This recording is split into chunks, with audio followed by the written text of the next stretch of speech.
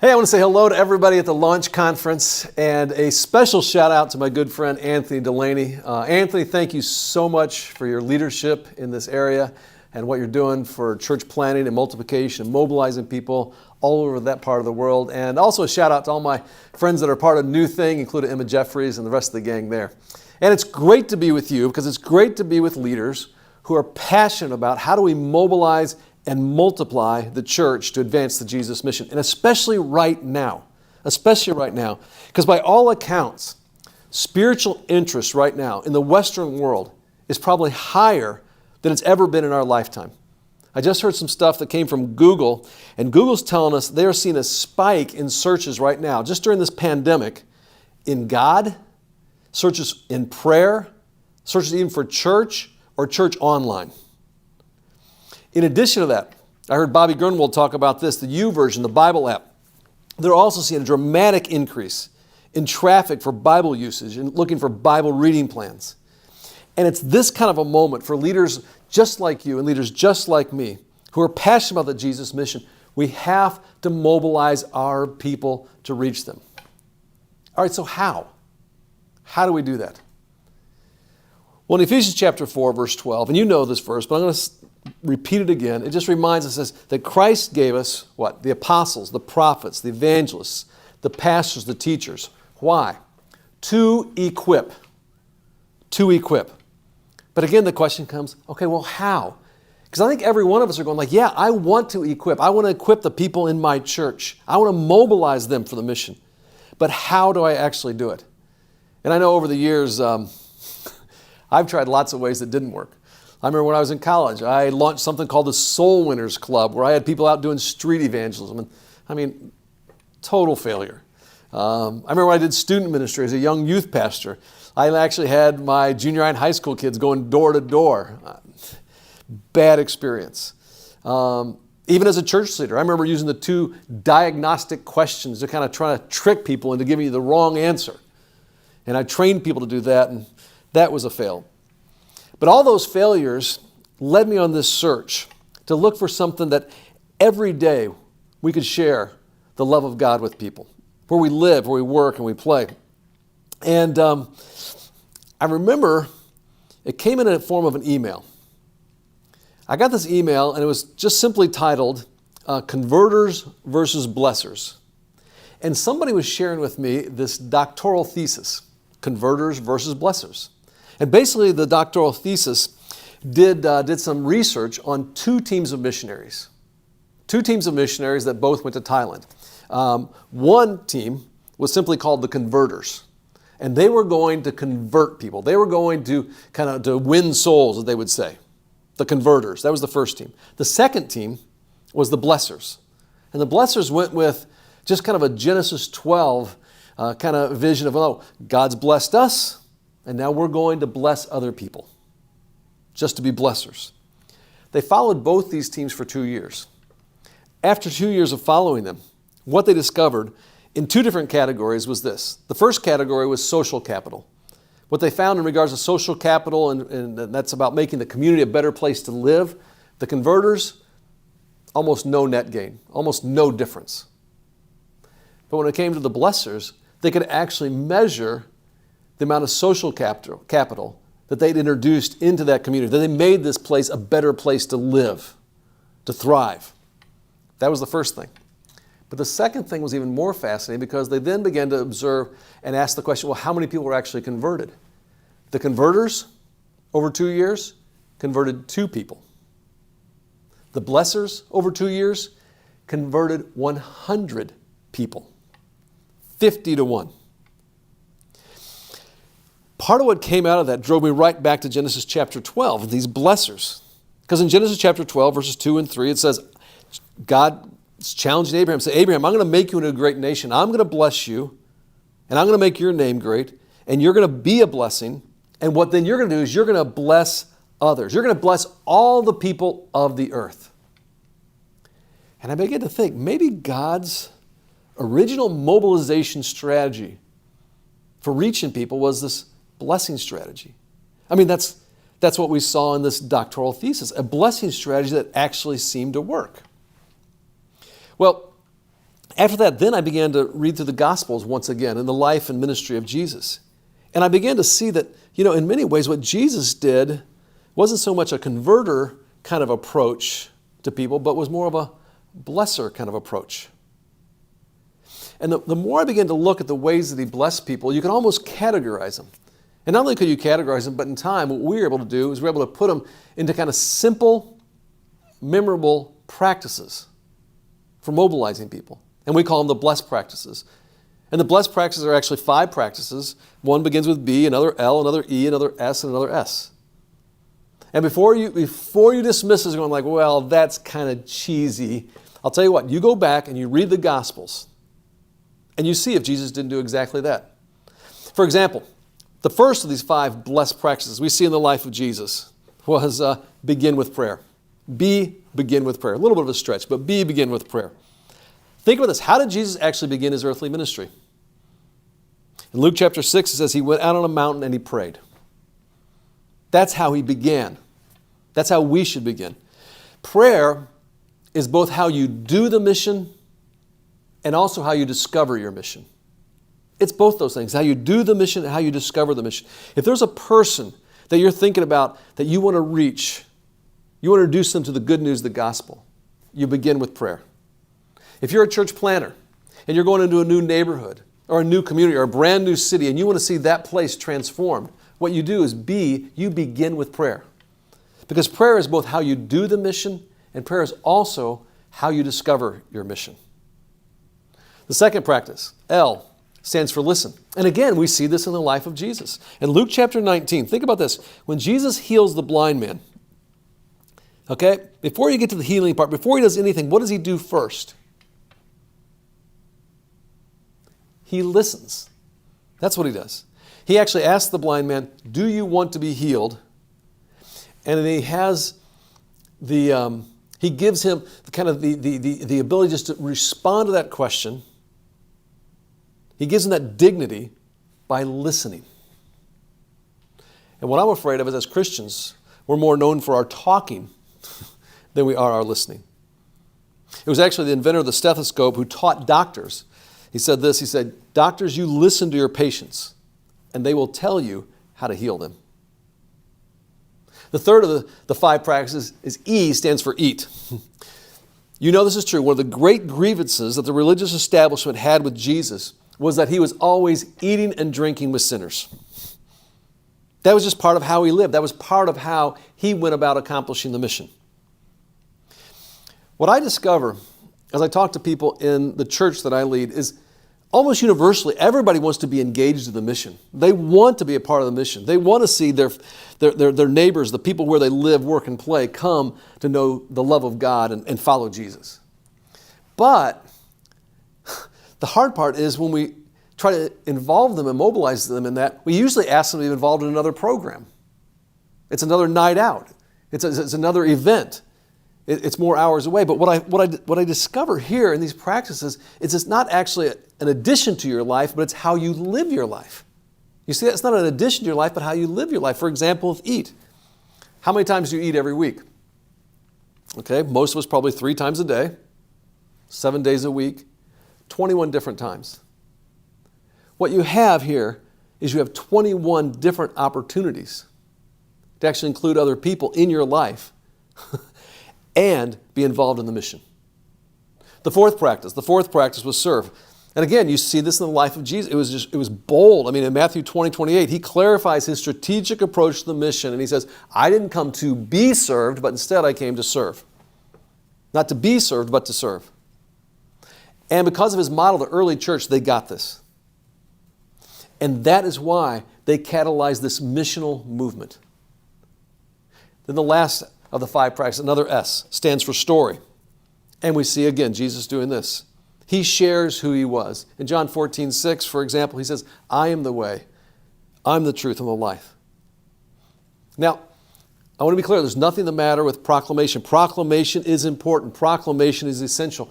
But I think what we're going to learn here in these B.L.E.S.S practices is that proclamation doesn't have to be first. Well, after reading it in Genesis 12, after seeing it in this doctoral thesis, After then discovering it in the Gospels, these practices in the life of Jesus, I became so convicted. I go, okay, you know what? I want to start doing this. I want to try it myself. And I want to just tell you about a friend of mine named Michael. This is my journal. I brought it along with me because almost every day, and here's my entry for today. In the bottom down here, I write the word bless. And I'll usually write about, typically around 8 names. 8 names of people that I'm praying for. People where I live, where I work, where I play. One of the names for several years was one of my friends, Michael. Now, Michael's the kind of guy, if you knew Michael, who he would not typically walk into church on his own. And the reason he would not typically walk into his church on his own is because he saw no reason to. It would never really occur to him that church would actually have something to offer him. Like if his marriage was struggling, it would never occur to him that maybe the church would have something to offer. Or if he was having a hard time parenting, or if he was, addicted to something, or if he was trying to find purpose, it just wouldn't occur to him that the church would have anything to offer. Michael's story, he grew up in an abusive home. By the time he was 15, he moved out on his own. He managed to finish high school. Made his way to college, was a very successful athlete as far as track and field, married a beautiful wife, and in time started a company of his own, grew quite large, a large healthcare company where he was the president, and became independently wealthy. But I began, see me using these practices, with prayer. I began to pray for him.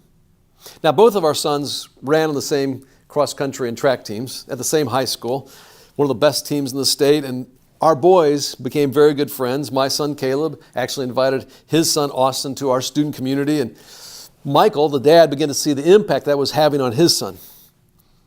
And because of our love both for the sport and our love for our 2 boys, that kind of drew us together. And so at meets, we would talk. We'd have conversations. And sometimes we'd even travel places together for these meets and hang out. And so there was a lot of listening. Well, when the conversation eventually, and it was him that took it there, turned towards spiritual things, he asked me to go to breakfast with him. He said, hey, would you like to go to breakfast sometime? I said, sure. And so that began a new routine of us going out for breakfast, or sometimes he'd want to introduce me to a brand new restaurant that he wanted to try. But as I got to know Michael, I'll never forget when he said this to me. He said, Dave, and this was actually over breakfast, for 20 years I felt the burden of having not just to live one life, but I felt like I had to live 2 lives. And then he began to explain. The reason he felt like he had to live 2 lives was when Michael was in grad school out in California, him and his best friend Jay went for a drive. Michael was to be the best man in Jay's wedding, and Jay was going to be the best man in Michael's upcoming wedding. Michael said Jay was this guy who was just a very spiritual guy, a very moral person. Michael described him as he's the kind of person that I wanted to be. They went for a drive, and they were in a car accident. Michael was driving. Michael survived. Michael's best friend, Jay, did not, and he watched Jay die in that car. Michael had been negligent in his driving and actually went to jail for a time. Jay's parents held Michael accountable for their son's death and wanted nothing to do with him. And so from that moment forward, as Michael expressed to me, he felt the guilt and the shame of that incident. When he got out of jail, he moved away from Southern California, and he never spoke of the story to anybody else ever again. And so for now 2 decades, for 20 years, he lived with this burden of saying, I feel like I have to not only live my life, but I really need to live for 2 lives. One for him and one for my friend Jay. Well, Michael's used to being the boss, right? He's the CEO of his own company. And I remember one breakfast we were sitting together.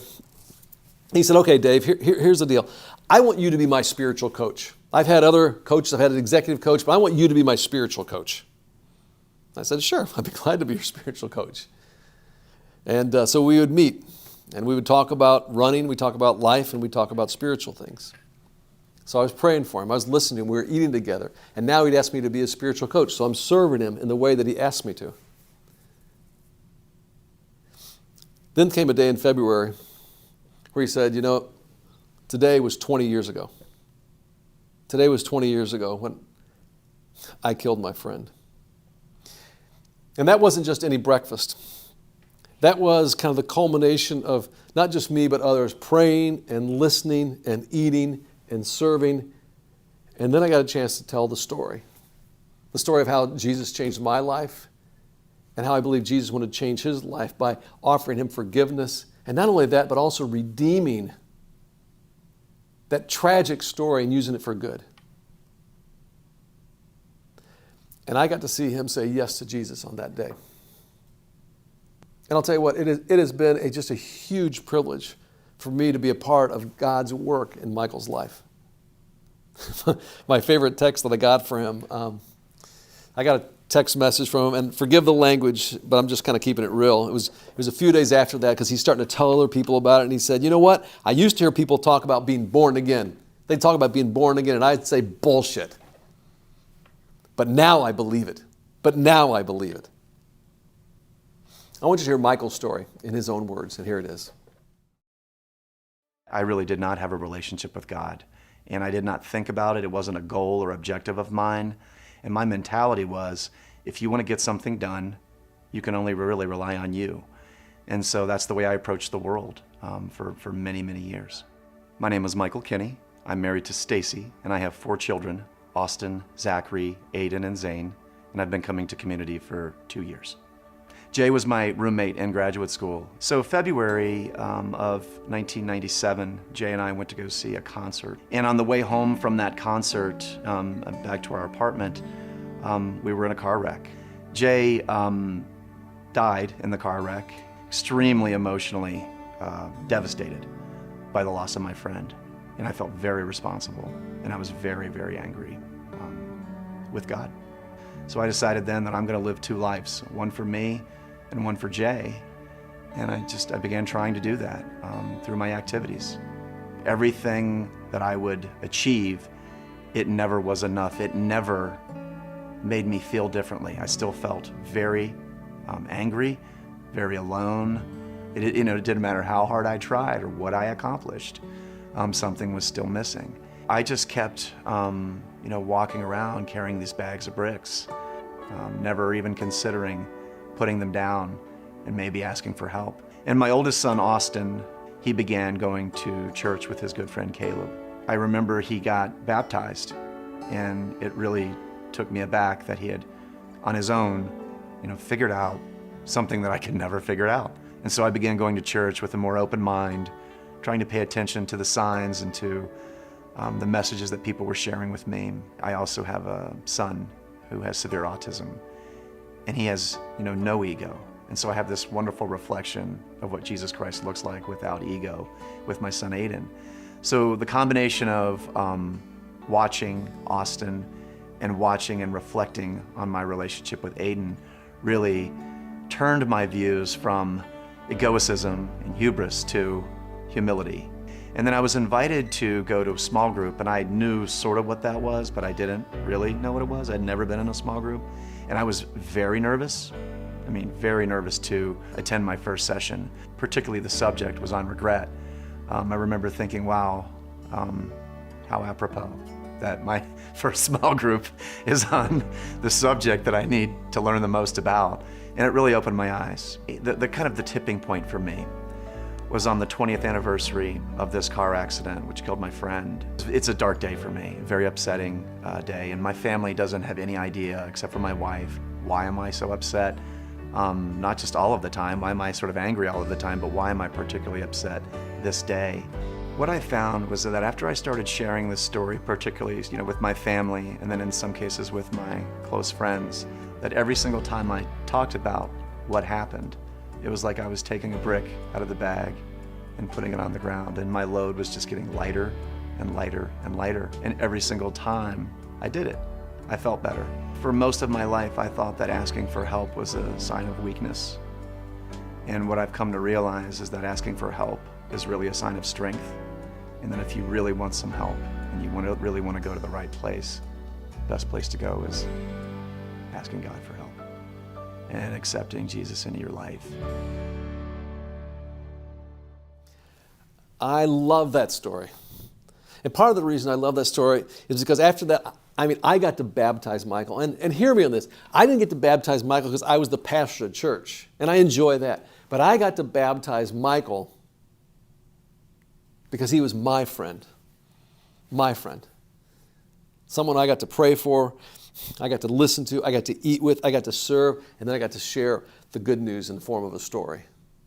I'll tell you, and this has so changed my life and really changed a lot that's happened in the life of our church that we've written a book called B.L.E.S.S.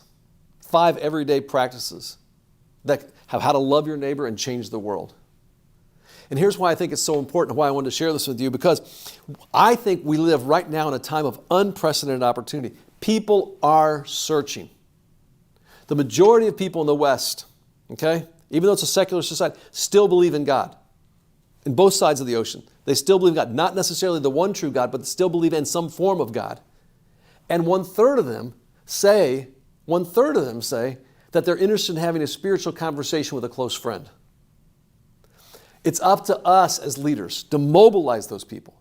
To mobilize those people, not necessarily as converters, but I believe to mobilize them to go out and bless the world.